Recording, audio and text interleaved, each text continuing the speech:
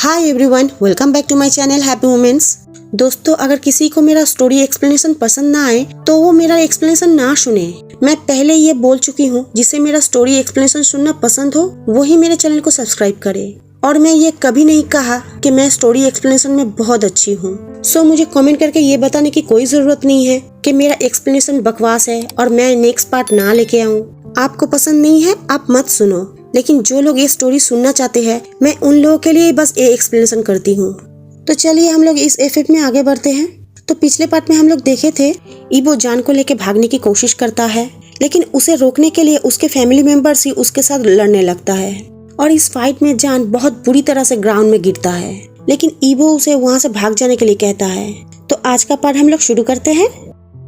साओजन जमीन पे बहुत बुरी तरह से गिरने से उसके बॉडी में बहुत पेन होने लगा, लेकिन जैसे ही ईबो जान को चिल्लाते हुए कहा रन, जान इमीडिएटली अपने पैर पे खड़ा हो गया और वो अपने हिसाब से जितना जोर हो सके उतना जोर से वहाँ से दौड़ने लगा। पर ईसिंग उसके पीछे दौड़ने लगा और उसे फिर से पकड़ लिया। ईसिंग जान को अपने शोल्डर पे कैरी करते हुए उस फॉरेस्ट में दौड़ने लगा और जान बस चिल्लाता रहा। इधर सक्सेसफुली ईबो जब सुकाई को फाइट में पीछे धकेल दिया, वो फिर से ईसिंग के पीछे दौड़ने लगा। पलक झपकते ही ईबो ईसिंग के सामने ऑलरेडी खड़ा हो गया और उसे फिर से किक मारते हुए जमीन पे गिरा दिया। और फिर से साओजन भी बुरी तरह से जमीन पे गिरा। जस्ट जैसे ही ईबो जान के पास पहुंचने वाला था, ईसिंग खड़ा हुआ और ईबो का सामना किया। सो दोनों फिर से फाइट करने लगे। साओजन को इस टाइम उठ के खड़ा होने में बहुत ही डिफिकल्टी हो रहा था, क्योंकि इतने बार उसका बॉडी जमीन पे बहुत बुरी तरह से गिरा था। ईसिंग फिर से जान को अपने शोल्डर पे उठा लिया, जैसे ही बाइलू अपने व्हिप को बाहर निकाली ईबो के साथ फाइट करने के लिए। ईबो जो अभी गुस्से में ऑलरेडी आग बबूला हो गया था, वो भी अपना डिगर निकाला। वो बाइलू के साथ फाइट करने लगा, जितना जल्दी हो सके उतना जल्दी। जो भी हो, लेकिन इधर सुकाई भी उन लोगों के पास आ गया और वो क्विकली बाइलू के साथ ज्वाइन किया ईबो के साथ फाइट करने में। ईबो उन दोनों को ऑलमोस्ट पीछे धकेल ही दिया था, अगर वीलोंग उस टाइम उन दोनों को आके ज्वाइन ना करता। इवेंचुअली ईबो अब अकेले उन तीनों से फाइट करने लगा। इस बीच साओजन ईबो का नाम लेके चिल्ला रहा था और ईसिंग उसे कैरी करते हुए आगे और आगे बढ़े जा रहा था और जान कंटिन्यू ईबो ईबो नाम लेते हुए चिल्लाए जा रहा था। ईबो जो अकेले इन तीनों से फाइट करते करते परेशान हो गया था, लेकिन वो गिव अप नहीं किया। वो जैसे ही सक्सेसफुली बाइलू को किक मारते हुए नीचे गिराया, वो ईसिंग के पीछे फिर से भागने लगा। लेकिन वीलोंग इमीडिएटली अपने दोनों बाहों में ईबो को पीछे से जकड़ लिया और उसके एक हाथ को लॉक कर दिया। पर ईबो अपने एक हाथ को यूज करके वीलोंग को नीचे गिराने को ट्राई किए जा रहा था। अनफॉर्चुनेटली तभी वीलोंग को ज्वाइन करने सुकाई आ गया और सुकाई ईबो के बॉडी को टाइटली होल्ड करते हुए ग्राउंड में गिरा के दबा के रखा। एलन, मेडिसिन, रोते हुए बाइलू एलन को बोली। दूसरे ही पल एलन बाइलू की तरफ एक सिरिंज फेंका। टाइटली उसे होल्ड करके रखो, ये कहते हुए बाइलू ईबो के ऊपर क्विकली बैठ गई और उसके नेक में वो नीडल घुसा दी। जब ईबो ये फील किया वो नीडल उसके स्किन में प्रेस किया गया है, वो उसी टाइम उन तीनों के चंगुल से अपने आप को छुड़ा लिया। पर ईबो अब ये फील करने लगा कि उसके पावर अब धीरे धीरे जा रहा है। सो वो अब खड़ा हुआ, लेकिन वो खड़ा नहीं रह पाया। वो फिर से ग्राउंड में गिर गया। वो ग्राउंड में गिरा, उसका फेस अभी आसमान की तरफ था और वो आसमान को देखे जा रहा था, लेकिन अभी भी उसे सुनाई दे रहा था साओजन उसका नाम लेके चिल्ला रहा था। पर वो वॉइस अब धीरे धीरे गायब भी होने लगा था। ईबो अब अपना फेस घुमा के साओजन की तरफ देखने लगा, जिसे कैरी करते हुए ईसिंग दूर और दूर चले जा रहा था। साओजन बस रोए जा रहा था, वो हेल्पलेस था, क्योंकि उसे ईबो से दूर लेके जा रहा था, दूर दूर, बहुत दूर, जब तक कि ना ईबो को वो फिर से ना देख पाए, इतना दूर। ईबो के भी आंखों के कॉर्नर से आंसू गिरने लगा था, क्योंकि वो देख रहा था साओजन को उससे धीरे धीरे दूर और दूर जाते हुए। ईबो फिर भी अपने बॉडी में स्टिल जितना भी पावर था उसी से अपने हाथ को ग्राउंड की तरफ लेके गया, लेकिन वो फिर स्टॉप हो गया। उसका दोनों आंखें अब धीरे धीरे क्लोज होने लगा और अब बस वो अपना सेंस खोने ही वाला था, लेकिन उससे पहले उसके मुंह से एक ही नाम निकला, साओजन। ईसिंग साओजन को एक सेफ प्लेस में अपने शोल्डर से नीचे उतारा। जब वो फील किया उन दोनों को अब कोई पकड़ नहीं सकता, क्योंकि वो दोनों बहुत दूर भाग के आ गया है। ईसिंग साओजन को एक बड़ा सा पेड़ के सामने बिठाया। साउजन अब अपने मुंह से कोई भी साउंड नहीं निकल रहा था क्योंकि वो बहुत लॉन्ग टाइम से रोए जा रहा था और अभी वो बहुत टायर्ड है। जब इसिंग जान का नाम लेके जान को बुलाया, वो इसिंग की तरफ अपना नजर उठा के नहीं देखा क्योंकि वो बहुत ज्यादा शौक में था। जान, तुम ठीक हो जान? इसिंग जान के शोल्डर में हाथ रखते हुए उसे बुलाने लगा। इसिंग सोचा जान शायद टायर्ड होगा और उसका एनर्जी शायद खत्म हो गया होगा, तो वो जान का हाथ पकड़ा उसे एनर्जी देने के लिए, लेकिन जान तुरंत अपने हाथ को वापस ले लिया और रिफ्यूज किया इसिंग से एनर्जी लेने के लिए।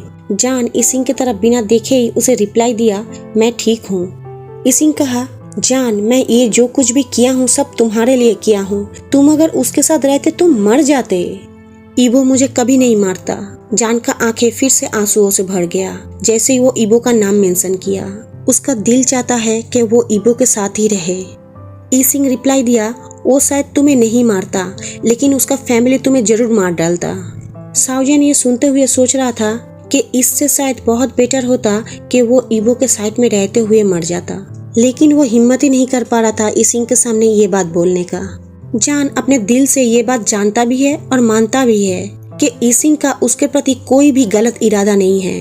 ये मैन ये जो कुछ भी किया है सिर्फ उसे प्रोटेक्ट करने के लिए। साउजन ये जानता है, वो इसके लिए इसिंग को कोई भी ब्लेम नहीं करता, लेकिन अभी उसके लिए इसिंग के साथ रहने से अच्छा वो ईबो के साथ रहना चाहता है, चाहे इसके लिए उसे मौत भी आ जाए तो भी अच्छा।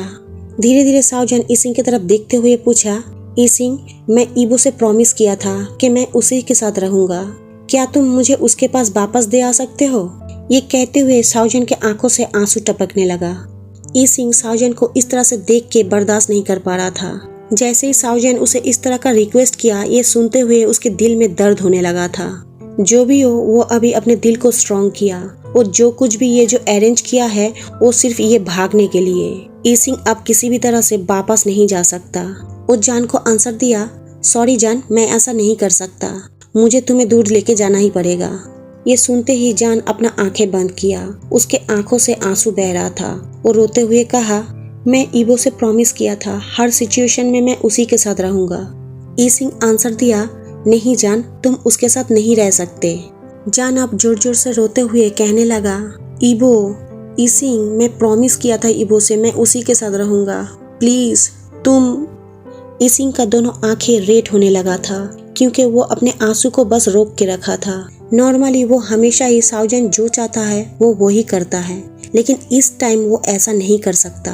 अपने तड़पते हुए इनर सेल्फ को बस रोकते हुए इसिंग अपने पैर पे खड़ा होकर कहा, कम ऑन लेट्स गो। साउजन के रिप्लाई के वेट किए बिना ही इसिंग फोर्सफुली जान के हाथों को पकड़ के खींचा और अपने पीछे चलने के लिए मजबूर किया।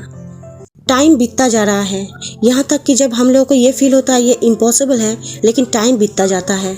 यहाँ तक कि हर एक सेकेंड, घड़ी के हर एक मोमेंट उस समय घाव के पीछे एक पल्स की तरह पेनफुल होता है। देखने से लग रहा है टाइम एक उबड़ खबर रास्ते से चल रहा है, अशांत और घसीटते हुए, लेकिन फिर भी चल रहा है।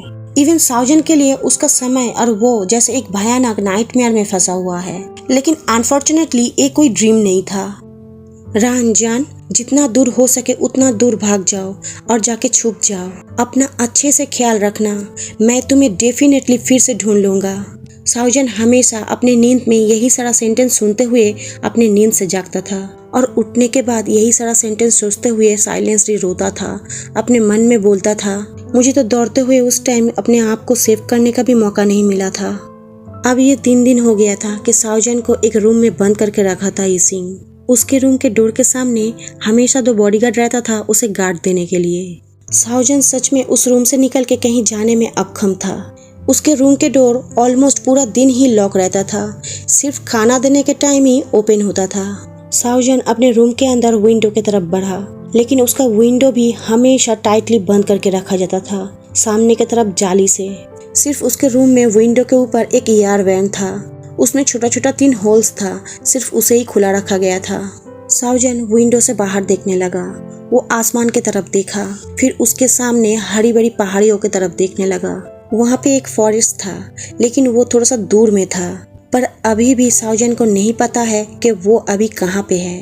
वो फिर से रोने लगा जब एक वेटर उसे उसका ब्रेकफास्ट डिलीवर करने आया, पर फिर वो अपने दिल को स्ट्रांग बनाया और अपने सफरिंग माइंड को इग्नोर करने का ट्राई किया अपना खाना खाने के लिए। जैसा कि वो ईबो से प्रॉमिस किया था कि वो अपना बहुत अच्छे से ख्याल रखेगा, सो वो अपना अच्छे से ख्याल रख रहा था कि वो मैन उसे फिर से ढूंढ ले। इधर ईबो बेहोश होने के 3 दिन बाद अपना आंखें खोला। उसे अभी भी अपना हेड डेजी और अपना बॉडी स्टीफ फील हो रहा है। उसके ऐसे मोमेंट में अभी सिचुएशन क्या है ये जानने के लिए वो सिर्फ अपने आंखों के ऊपर ही विश्वास कर सकता है। तो वो अपने दोनों आंखें खोल के चारों तरफ देखने लगा तो वो रियलाइज किया वो अपने खुद के रूम में है और सबसे बड़ी बात वो अपने खुद के बेड पे लेटा हुआ है।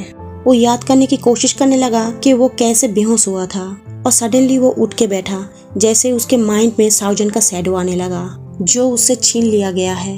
सडनली उठ के बैठने से ईबो के हेड में बहुत ज्यादा डिजी फील हो रहा था, लेकिन वो अपने हेड पेन को कंट्रोल करने के बाद वो अपने बेड से उठ के खड़ा हुआ और डोर की तरफ जाने लगा। वो अपने डोर को ओपन करने की कोशिश किया लेकिन नहीं कर पाया। वो फिर से एक बार अपना पूरा स्ट्रेंथ लगा के डोर को ओपन करने की कोशिश किया लेकिन नहीं कर पाया। तब वो सोचने लगा उसके ग्रैंडपा उसे उसके ही रूम में लॉक किया है। ईबो अब विंडो के पास गया विंडो ओपन करने के लिए, लेकिन अनफॉर्चुनेटली विंडो भी बहुत टाइटली बंद था। वो याद करने लगा कि उसका ग्रैंडपा उतना भी केयरलेस नहीं है कि वो विंडो खुला छोड़ देंगे उसे इस विंडो से भागने के लिए। वो चिल्लाने लगा, कर्स करने लगा जब उसे बाहर निकलने के लिए एक भी रास्ता नहीं मिला। वो गुस्से में अपने हेयर को पकड़ा और किक करते हुए एक चेयर को नीचे गिरा दिया। क्यों नहीं कोई आ रहा है उसके पास, क्योंकि वो जानना चाहता है वो बेहोश रहते हुए कितना दिन बीत चुका है। ईबो गुस्से में चिल्लाने लगा और अपने रूम के सारे आइटम्स को तोड़ने लगा। दिखाई दे रहा है कि ईबो अब होश में आ चुका है। लिविंग रूम में बैठ के अपना चाय पीते हुए बाइलू बोली, हाँ सारा साउंड सुन के तो यही लग रहा है। सुकाई कहा, जो भी उस रूम के आसपास रहेगा वो डेफिनेटली ईबो का चिल्लाहट सुना होगा। झावलिन अपने सीट से उठ के खड़ा हुआ और जस्ट वहां से जाने के लिए अपना स्टेप आगे बढ़ाया। बाइलू उससे पूछी, तुम कहाँ जा रहे हो? झावलिन कहा, ईबो से मिलने। तो बाइलू पूछी, तुम श्योर हो वो अभी गुस्से में नहीं है और वो तुम पे अटैक नहीं करेगा? झावलिन कहा, शायद, लेकिन एटलस वो मुझे मार नहीं डालेगा।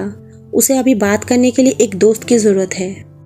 जाओ और उसे शांत करो, यांग यांग कहा और यांग यांग के बात पे झावलिन नोट किया। मैं भी आ रहा हूँ, ये कहते हुए डेलन इमीडिएटली खड़ा हुआ और झावलिन के साथ वहां से चला गया।